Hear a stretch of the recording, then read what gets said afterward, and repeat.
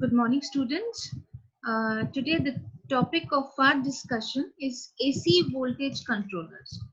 Now, what are AC voltage controllers? AC voltage controllers, they produce or they change AC voltage of fixed magnitude to AC voltage of variable magnitude without a change in frequency.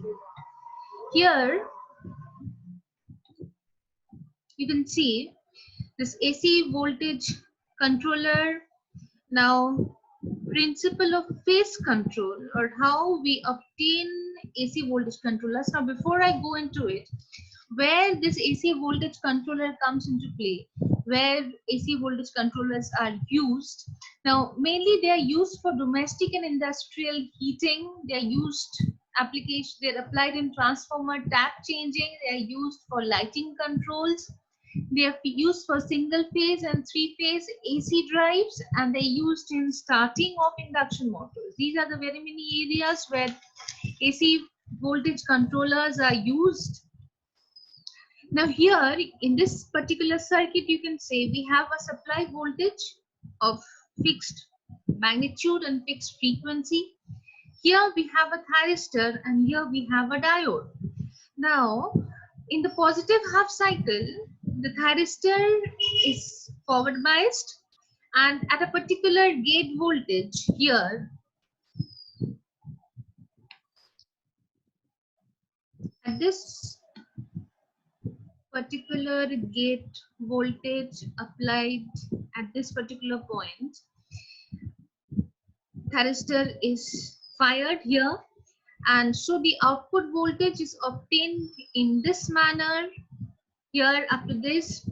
Now in the negative half cycle, when this terminal is negative, this terminal is positive, the D1 conducts, and this negative half appears across the output resistance, output load R.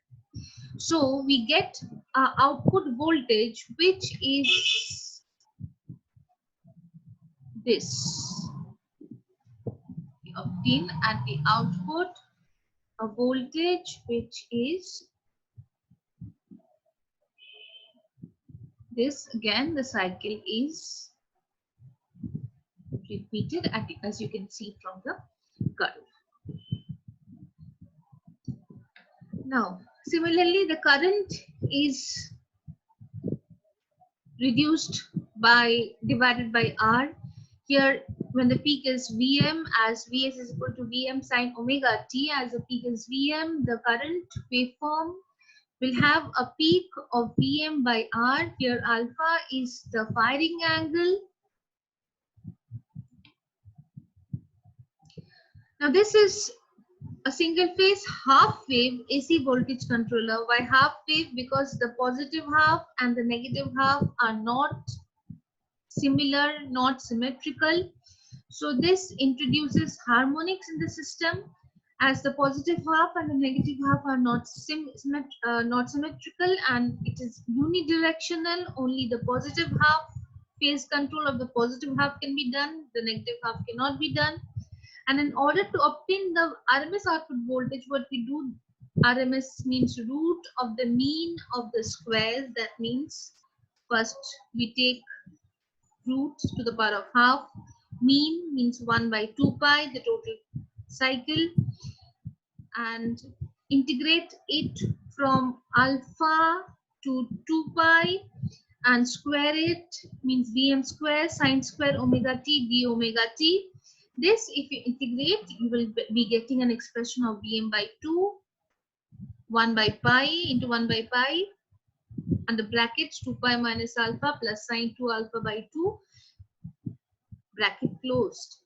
So this is Vrms. If this is expression of Vrms, Irms will be this total expression divided by R, and V average will be equal to 1 by 2 pi integration of alpha to 2 pi Vm sine omega t, and this gives us Vm by 2 pi cos alpha minus 1. So this is a half wave AC voltage controller.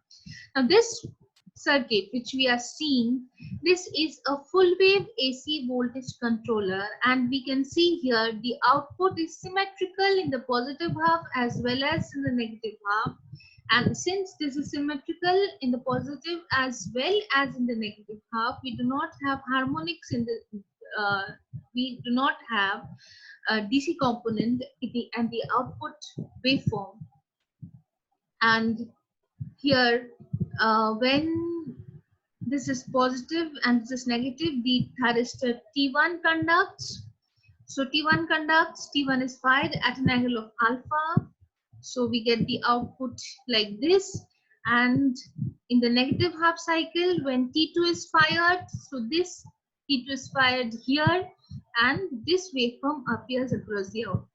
Now this entire circuit of T1 and T2 in antiparallel could be replaced by a triac, and the similar results could have been obtained, because we know triac means two thyristors connected in antiparallel would give the same result as connecting a triac in the circuit. So this is the waveform of the voltage waveform, and this is the waveform of the current waveform.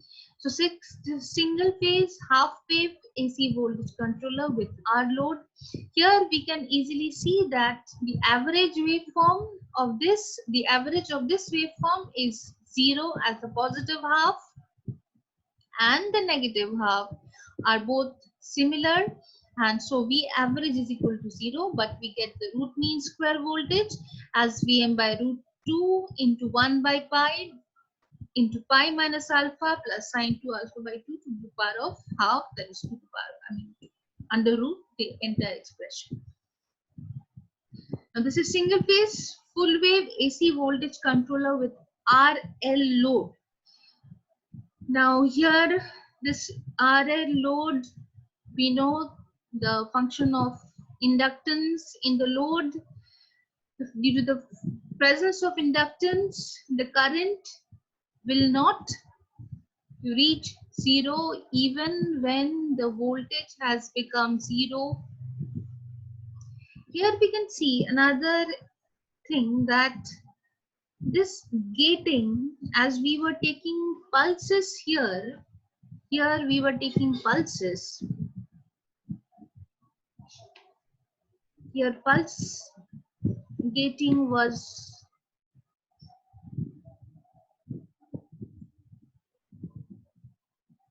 done. Here again for T2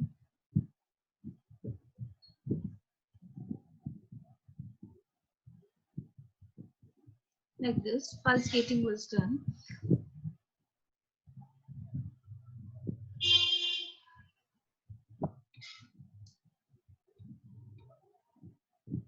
But in the single phase full wave AC voltage controller with RL load, pulse gating is not suitable. We have to apply continuous gating, or we have to apply a high frequency carrier gating. Now why we have to do this, we will come to it gradually. Now first just let's see that for the inductive load what happens. Here see, here at the point alpha, the pulse is given and this pulse is continued to pi. Again at pi plus alpha, the pulse is given and continuous pulse is given up to 2 pi. Again at 2 pi plus alpha, pulse is given and it is continued up to 3 pi, and this is repeated. So at alpha, T1 is fired, at pi plus alpha, T2 is fired, at 2 pi plus alpha, again T1 is fired. And at alpha, what happens? This current rises, and as this current rises and the voltage becomes 0, the current starts to decay. And this point is the extinction angle of the circuit. And this point we generally denote it by beta, the extinction angle. This is alpha, this is beta, the total conduction angle is gamma. Gamma is equal to beta minus alpha. So here at the output, the instant the current we are obtaining, for that instant we will obtain the output voltage also. So here for this instant the current is positive. Let's see.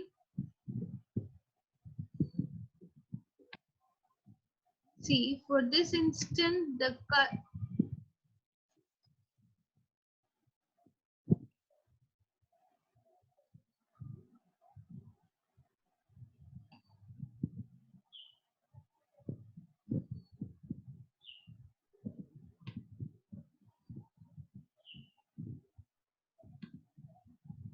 for this entire instant the current is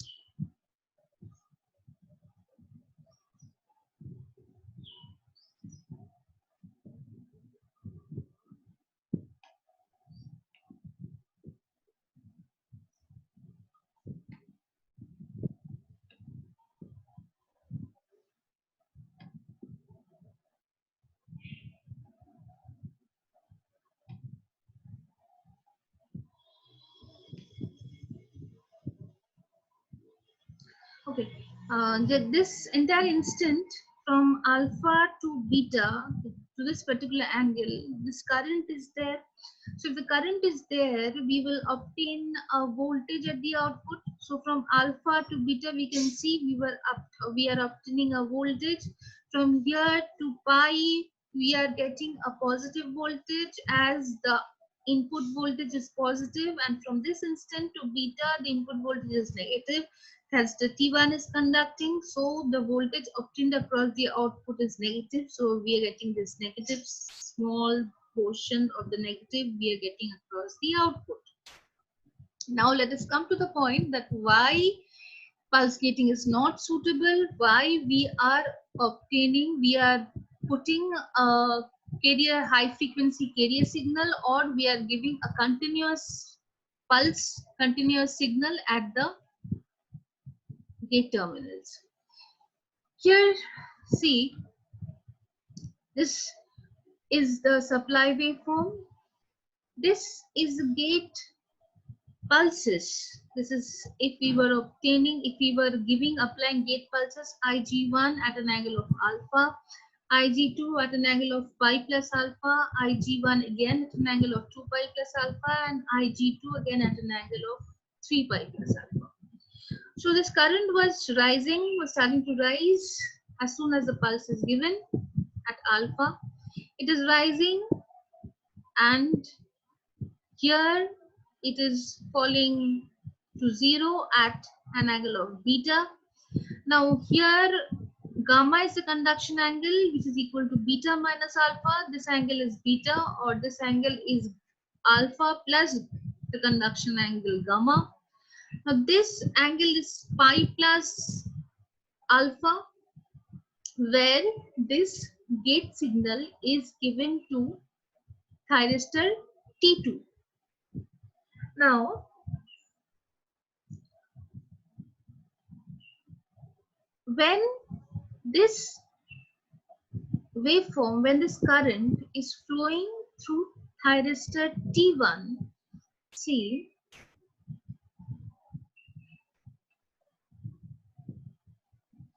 when this current is flowing through thyristor T1 and we are applying a gate pulse somewhere here, we are applying a gate pulse to thyristor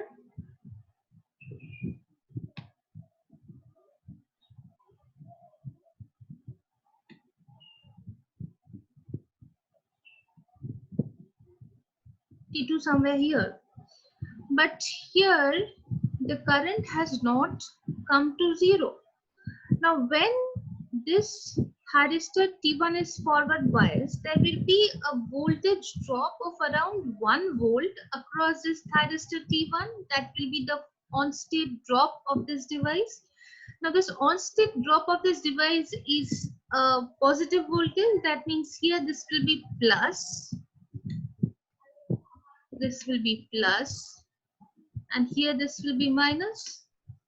That means this will reverse bias the thyristor T2. So if this reverse biases the thyristor T2, even by applying gate signal at this particular gate terminal, thyristor T2 will not conduct. So this pulse at this particular instant, so pulse at this particular instance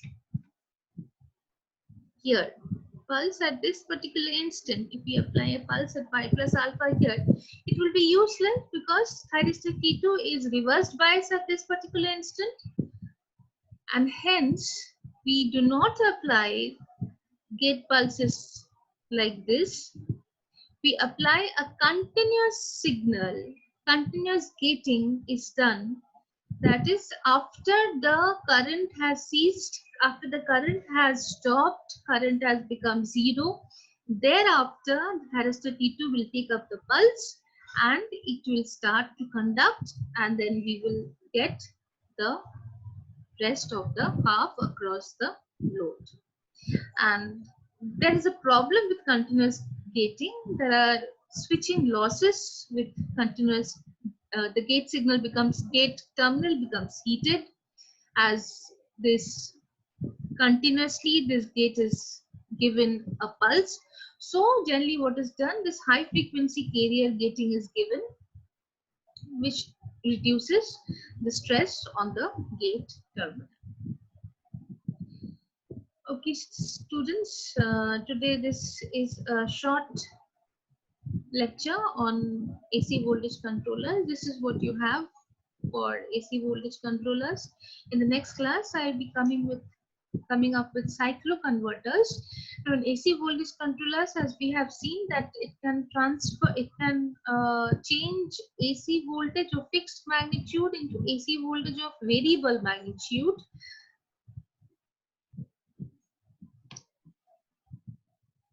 It can change an AC voltage of fixed magnitude into AC voltage of variable magnitude without a change in frequency.